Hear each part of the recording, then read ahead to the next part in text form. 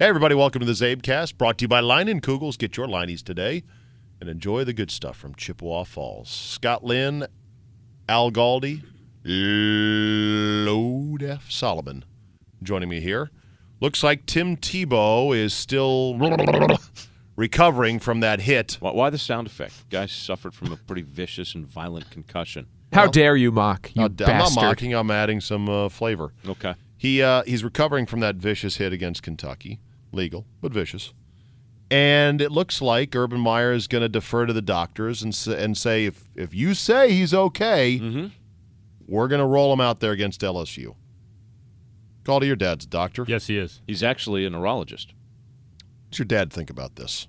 I've not discussed it with him, but what do you think your dad would think about this? He would say TIm Tebow should not play this weekend, I would think. Although I've heard him discuss concussions before, it is a case-by-case basis. Of course, the real question is what was TIm Tebow doing in the game to begin with? Mr. Galdi has Florida minus, so he said, get in there, Tebow! Oh, yeah, that's a good one. Didn't know Al's dad was a big heater, but that's cool. Sadly, he's not. What if you found out he was? That would be interesting. It would explain some things, that's for sure. It would explain some things. How many doctors are degenerate gamblers? Most of them. He knew of one. Really? And I saw this guy once, and the guy is, I don't know that he's practicing anymore, but I remember my dad telling me that he had a little bit of a problem. Yeah. Most doctors are swindlers to begin with. It's all a scam. It's a scam. It's completely a scam. What are you and my dad talking? You know, my dad who famously avoids doctors whenever possible. I try. Read 6 books and about... he's made it healthy and happy to... It's not that my dad is not health conscious. He'll read 6 books about salt intake and other stuff, and and between Stanford Wong's books. Yeah, right. That's right. Loves his blackjack intel. Exactly. But he'll always have a suspicious eye towards doctors. Well, but that's all right. He's okay with it. So anyway, back to Tebow. It's just if they were playing Florida International, which they get later in the year, he wouldn't be playing. No. Period.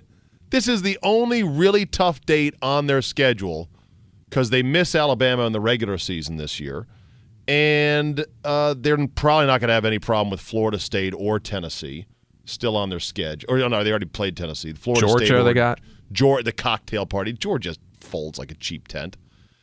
So they're going to roll Tebow out there, and they're just going to hope that he doesn't get crushed again. That's nuts. That is insane. That's stupid. You should, as a coach, if you're Urban Meyer, say, well, you know what? We're going to err on the side of caution. We do have an extra week because of the bye. That's good. But it just gives us an extra week to work in our sophomore red shirt from Ocala. His name John Brantley. John Brantley. And what about whatever pro prospects Tebow has? What does this do to that? Right. And let's say one of his linemen just whiffs on a block. And here comes an LSU player bearing down. Or he falls and then falls into another lineman's kney, like he did last time. How many plays have you seen of Tebow lowering his head to take on linebacker? That's his game. Like he did to the all-world D-back at Tennessee, where he puts head and shoulder in and just blows a guy up. You got to slide forward like Kurt Warner, man. But he doesn't do that. Like every other physical. quarterback It's part of his game. And they're going to play him. Yeah. And what happens if you're an LSU defender, you get a free run at him? Oh, you go after his head.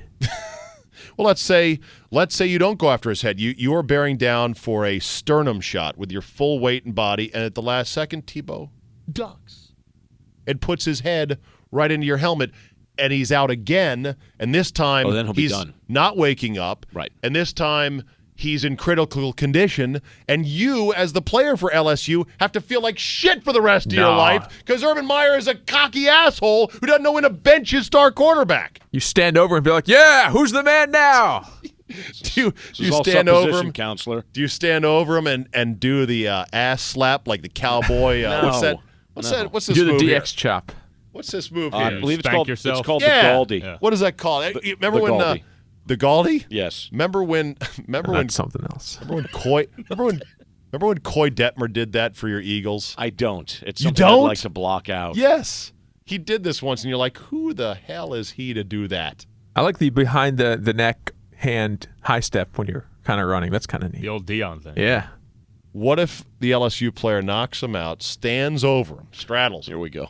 Yeah. and does the neck slash? That's horrible. Or does the concussion head bobble around? Right, yes. Does the bobblehead doll dance. Oh, son of a... I can't believe it! God, this is scary, JR. You're damn right it is.